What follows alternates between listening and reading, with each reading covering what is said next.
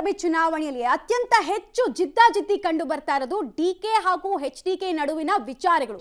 ಅವರು ಒಂದೊಂದೇ ವಿಚಾರಗಳನ್ನು ಪ್ರಸ್ತಾಪ ಮಾಡ್ತಾ ಇದ್ದಾರೆ. ಒಂದು ಸರ್ಕಾರ ಬಿದ್ದು ಎರಡು ಸರ್ಕಾರ ಬಂದಾಯ್ತು, ಆದ್ರೂ ನಿಂತಿಲ್ಲ ವಾರ್. ಸರ್ಕಾರ ಬೀಳಿಸಿದ್ದು ನಾನಲ್ಲ, ಹಾಸನಾಂಬೆ ಸನ್ನಿಧಿಯಲ್ಲಿ ಆಣೆಗೆ DK ಶಿವಕುಮಾರ್ ಸವಾಲ್ ಹಾಕಿದ್ದಾರೆ. ಈಗ HDK ಏನ್ ಮಾಡ್ತಾರೆ? ರಮೇಶ್ ಜಾರಕಿಹೊಳಿ ಅವರ ಹೆಸರನ್ನ ಪ್ರಸ್ತಾಪ ಮಾಡಿದ್ಯಾಕೆ HD ಕುಮಾರಸ್ವಾಮಿ ಅವರು? ಕಾಂಗ್ರೆಸ್ JDS ಮೈತ್ರಿ ಸರ್ಕಾರವನ್ನ ಬೀಳಿಸಿದ್ದು ಯಾರು? ಯಾರ ಮಾತು ಸತ್ಯ? ಆಣೆ ಪ್ರಮಾಣದ ಪಾಲಿಟಿಕ್ಸ್ ಅನ್ನ ಮತ್ತೊಮ್ಮೆ ರಾಜ್ಯ ನೋಡ್ಬೇಕಾಗಿ ಬರುತ್ತಾ ಅನ್ನುವಂತಹ ಕುತೂಹಲ ಕೂಡ ಸದ್ಯಕ್ಕಂತೂ ಇದೆ. ಒಂದ್ಸಲ ನಂಬಿಕೆ ದ್ರೋಹದ ಮಾತಾಡ್ತಾರೆ, ರೈಟ್? ಪಾಯಿಂಟ್ಸ್ ನೋಡ್ತಾ ಹೋಗೋಣ ನಾವು. 2011ರಲ್ಲಿ BSY ವಿರುದ್ಧ HD ಕುಮಾರಸ್ವಾಮಿ ಅವರು ಗುಡುಗಿದ್ರು. ಅದು ಯಾವ ಪ್ರಮಾಣದ ಮಾತುಕತೆಗಳಾಗಿತ್ತು ಅನ್ನೋದು ಇನ್ನೂ ಕೆಲವರಿಗೆ ನೆನಪಿದೆ. HDKಗೆ BSY ಆಮಿಷ ಒಡ್ಡಿದ್ರು ಎಂಬ ಬಗ್ಗೆ ಆಣೆ ಪ್ರಮಾಣದ ಸವಾಲುಗಳನ್ನು ಹಾಕಿದ್ರು, ಬೈದಾಡ್ಕೊಂಡಿದ್ರು, ತೀರಾ ವೈಯಕ್ತಿಕ ಟೀಕೆಗಳನ್ನ ಮಾಡೋದಕ್ಕೂ ಕೂಡ ಮುಂದಾಗಿದ್ರು. ಕೊನೆಗೆ ಧರ್ಮಸ್ಥಳದ ಸನ್ನಿಧಿಗೆ ಹೋಗಿ ಆಣೆ ಪ್ರಮಾಣವನ್ನ ಕೂಡ HD ಕುಮಾರಸ್ವಾಮಿ ಅವರು ಮಾಡಿದ್ರು. ಧರ್ಮಸ್ಥಳದ ಸನ್ನಿಧಿಗೆ ಹೋದಂತಹ ಸಂದರ್ಭದಲ್ಲೂ ಕೂಡ ಇದು ಆಣೆ ಪ್ರಮಾಣ ಆಗುತ್ತಾ ಅಥವಾ ಕೇವಲ ಪ್ರಾರ್ಥನೆಗೆ ಸೀಮಿತವಾಗುತ್ತಾ ಅನ್ನೋ ಪ್ರಶ್ನೆ ಇತ್ತು. 2019ರಲ್ಲಿ CM ಆಗಿದ್ದಾಗ ಆಣೆ ಪ್ರಮಾಣ ಮಾಡಬಾರ್ದಿತ್ತು ಅಂತ HD ಕುಮಾರಸ್ವಾಮಿ ಅವರು ಆಗ ಹೇಳಿದ್ರು. ನಾನು ಗುಡ್ ವಿಲ್ ಕಳ್ಕೊಳ್ಳೋಕೆ ಅದು ಕಾರಣ ಆಯಿತು ಅಂತ ಅವರು ಪಶ್ಚಾತ್ತಾಪದ ನುಡಿಗಳನ್ನಾಡಿದ್ರು. 2023ರ ವಿಧಾನಸಭಾ ಚುನಾವಣೆ ವೇಳೆ HDK ಆಣೆ ಪ್ರಮಾಣಕ್ಕೆ ಕಾಂಗ್ರೆಸ್ ಶಾಸಕರು ಸವಾಲ್ ಹಾಕಿದ್ರು. ಈಗ ಮತ್ತೆ DK ಶಿವಕುಮಾರ್ನಿಂದ ಹಾಸನಾಂಬೆ ಸನ್ನಿಧಿಯಲ್ಲಿ ಆಣೆ ಪ್ರಮಾಣಕ್ಕೆ ಸವಾಲು ಬಂದಿದೆ. ಈ ಸವಾಲನ್ನ ಸ್ವೀಕರಿಸ್ತಾರಾ? ನಾನು ಕುಮಾರಸ್ವಾಮಿ ಸರ್ಕಾರ ಉರುಳಿಸೋಕೆ ಹೋಗಿದ್ದೆ ಅಂತ ಇವರು ಹೇಳ್ತಾ ಇದ್ದಾರಲ್ಲ, ಅದಕ್ಕೆ ಬಂದು ಅವರು ಪ್ರಮಾಣ ಮಾಡಲಿ, ನಾನು ಅವ್ರ ಸರ್ಕಾರ ಉಳಿಸೋಕೆ ಇನ್ಫ್ಯಾಕ್ಟ್ ಬಾಂಬೆಗೆ ಹೋಗಿದ್ದೆ ಅಂತ DK ಶಿವಕುಮಾರ್ ಟಕ್ಕರ್ ಕೊಟ್ರು. ರಮೇಶ್ ಜಾರಕಿಹೊಳಿ ಜೊತೆ DKಶಿ ಸಂಘರ್ಷವನ್ನ ಇದೇ ವೇಳೆ ಎಳೆದು ತಂದು ಟಾಂಗ್ ಕೊಟ್ರು DK ಶಿವಕುಮಾರ್ಗೆ. ಡೀಟೇಲ್ಸ್ ಕೊಡ್ತಾರೆ ರವೀಶ್, ತೀರ ಸಂಪರ್ಕದಲ್ಲಿ ಜಾಯ್ನ್ ಆಗ್ತಿದ್ದಾರೆ. ರವೀಶ್, ಈ ಹಿಂದೆ ಆಣೆ ಪ್ರಮಾಣದ ಪಾಲಿಟಿಕ್ಸ್ ನಲ್ಲಿ ಪಶ್ಚಾತ್ತಾಪದ ನುಡಿಗಳನ್ನು ನಾವು HD ಕುಮಾರಸ್ವಾಮಿ ಅವರ ಬಾಯಿಂದ ನೋಡಿದ್ವಿ. ಆಮೇಲೆ ಅನೇಕ ರಾಜಕಾರಣಿಗಳನ್ನ ಹೋಗಿ ಆಣೆ ಪ್ರಮಾಣ ಮಾಡ್ತೀನಿ ಅಂದವರೆಲ್ಲ ಪ್ರಾರ್ಥನೆ ಮಾಡ್ಕೊಂಡು ಬಂದೆ ನಾನು ಅಂತ ಹೇಳಿದ್ದು ಯೂಟರ್ನ್ ತಗೊಂಡಿದ್ದನ್ನು ನಾವು ನೋಡಿದ್ವಿ.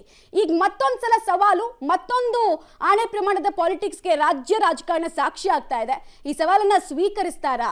ಇನ್ನು ಯಾವ ರೀತಿ, ಯಾವ ಹಂತಕ್ಕೆ ಹೋಗ್ಬೋದು? ಲಾಜಿಕಲ್ ಎಂಡ್ ನಿಜಕ್ಕೂ ಬರುತ್ತಾ ಇಲ್ಲಿ? ಪ್ರಮುಖವಾಗಿರ್ತಕ್ಕಂಥದ್ದು ಕರ್ನಾಟಕ ರಾಜ್ಯ ರಾಜಕಾರಣದಲ್ಲಿ ಒಂದು ರೀತಿಯಲ್ಲಿ ಆಣೆ ಪ್ರಮಾಣಕ್ಕೆ ಸವಾಲನ್ನು ಸ್ವೀಕಾರ ಮಾಡಿ ಆ ಒಂದು ಸವಾಲನ್ನು ಹಾಕಿ ಆಣೆ ಪ್ರಮಾಣ ಮಾಡಿದಂಥವರು ಕುಮಾರಸ್ವಾಮಿ ಅವರು. ಹಾಗಾಗಿ ಇದನ್ನು ನಾನು ಬಿಡೋದಿಲ್ಲ, ನಾನು ಹೇಳಿದ್ದನ್ನು ಮಾಡೇ ಮಾಡ್ತೀನಿ ಅಂತ 2011 ಜುಲೈ ಅಥವಾ ಜೂನ್ ಇರಬೇಕು ಅನಿಸುತ್ತೆ, 27ನೇ ತಾರೀಕು ಅದು. ಈಗಲೂ ಕೂಡ ಆ ಒಂದು ಜಟಾಪಟಿ ಅಂದರೆ ಯಡಿಯೂರಪ್ಪ ಮತ್ತು ಕುಮಾರಸ್ವಾಮಿ ಅವರ ನಡುವಿನ ಜಟಾಪಟಿ ಕೂಡ ದೊಡ್ಡ ಮಟ್ಟದಲ್ಲಿ ಇದೆ. ಹಾಗಾಗಿ ಆ ಜಟಾಪಟಿಯ ಸಂದರ್ಭದಲ್ಲಿ ಆಮಿಷವನ್ನು ಒಡ್ಡಿದ್ರು ಯಡಿಯೂರಪ್ಪನವರು ನನಗೆ ಅಂತ ಕುಮಾರಸ್ವಾಮಿ ಅವರ ಆರೋಪ ಆಗಿತ್ತು. ಹಾಗಾಗಿ ಇದು ನಿಜ, ನಾನು ಧರ್ಮಸ್ಥಳದಲ್ಲಿ ಆಣೆ ಪ್ರಮಾಣ ಮಾಡ್ತೇನೆ ಅಂತ ಕೂಡ ಒಂದು ರೀತಿಯಲ್ಲಿ ಸವಾಲನ್ನು ಹಾಕಿ ಸ್ವತಃ ಕುಮಾರಸ್ವಾಮಿ ಅವರೇ ಆ ಒಂದು 27ನೇ ತಾರೀಕು 2011 ಜುಲೈ ಅಥವಾ ಜೂನ್ ಇರಬೇಕು, ಆ ಸಂದರ್ಭದಲ್ಲಿ ಧರ್ಮಸ್ಥಳಕ್ಕೆ ಹೋಗಿ ಆಣೆ ಪ್ರಮಾಣವನ್ನು ಮಾಡಿದರು. ಅದಾದ ಬಳಿಕ ಕರ್ನಾಟಕ ರಾಜ್ಯದಲ್ಲಿ ಪ್ರತಿಯೊಂದು ವಿಚಾರಕ್ಕೂ ಕೂಡ ರಾಜಕಾರಣಿಗಳು ಈ ಒಂದು ಆಣೆ ಪ್ರಮಾಣದ ಒಂದು ವಿಚಾರ ಏನಿದೆ ಅದನ್ನು ಎತ್ಕೊಳ್ತಾ ಇದ್ರು. ಅದು ಯಾವುದೂ ಕೂಡ ಒಂದು ರೀತಿಯಲ್ಲಿ ತಾರ್ಕಿಕ ಅಂತ್ಯವನ್ನು ಕಾಣಲಿಲ್ಲ. ಜೊತೆಗೆ ಆಲಪ್ಪ ಆಗಿರ್ಬೋದು, ಬೇಳೂರು ಗೋಪಾಲಕೃಷ್ಣ ಅವರು ಕೂಡ ಧರ್ಮಸ್ಥಳದ ಆಣೆ ಪ್ರಮಾಣ ವಿಚಾರವಾಗಿ, ಮತ್ತು ಸಿಗಂದೂರು ಚೌಡೇಶ್ವರಿ ಆಣೆ ಪ್ರಮಾಣ ಈ ವಿಚಾರವಾಗಿ ಕೂಡ ಸಾಕಷ್ಟು ಚಟಾಪಟಿ ನಡೆದಿತ್ತು. ಆದರೆ 2019ರಲ್ಲಿ ಮತ್ತೆ CM ಆದಂತಹ ಸಂದರ್ಭದಲ್ಲಿ ಕುಮಾರಸ್ವಾಮಿ ಅವರು ಒಂದು ಮಾತನ್ನು ಹೇಳಿದರು, ನಾನು ಧರ್ಮಸ್ಥಳದಲ್ಲಿ ಆಣೆ ಪ್ರಮಾಣವನ್ನು ಮಾಡಬಾರ್ದಾಗಿತ್ತು ಅಂತ ಪಶ್ಚಾತ್ತಾಪದ ಮಾತುಗಳನ್ನು ಕೂಡ ಹೇಳಿದರು. ಅದಾದ ಬಳಿಕ ಮತ್ತೆ ಕಾಂಗ್ರೆಸ್ನ ಶಾಸಕರು ಒಂದು ರೀತಿಯಲ್ಲಿ ಸವಾಲನ್ನು ಹಾಕಿದ್ರು, ಮತ್ತೆ ಧರ್ಮಸ್ಥಳಕ್ಕೆ ಬನ್ನಿ ಅಂತ. ಈಗ DK ಶಿವಕುಮಾರ್ ಕೂಡ ಅದೇ ಕಾರ್ಡನ್ನು ಪ್ಲೇ ಮಾಡ್ತಾ ಇದ್ದಾರೆ. ಅಂದರೆ ಹಾಸನಾಂಬೆ ಸನ್ನಿಧಿಯಲ್ಲಿ ಆಣೆ ಪ್ರಮಾಣ ಮಾಡೋದಕ್ಕೆ ಬನ್ನಿ, ನಾನು ಕೂಡ ಸವಾಲನ್ನು ಆಗ್ತೇನೆ ಅನ್ನೋ ಮಾತುಗಳನ್ನು ಕೂಡ ಹೇಳಿರ್ತಕ್ಕಂಥದ್ದು.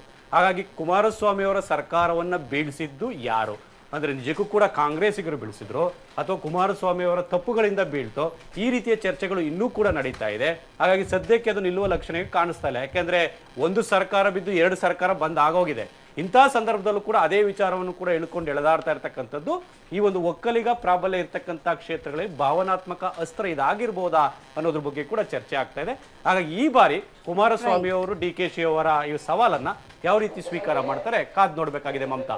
Okay, stay with me Ravish, ನಿಮ್ಮನ್ನ ಮತ್ತೆ ಸಂಪರ್ಕಕ್ಕೆ ತಗೊಳ್ತೀವಿ.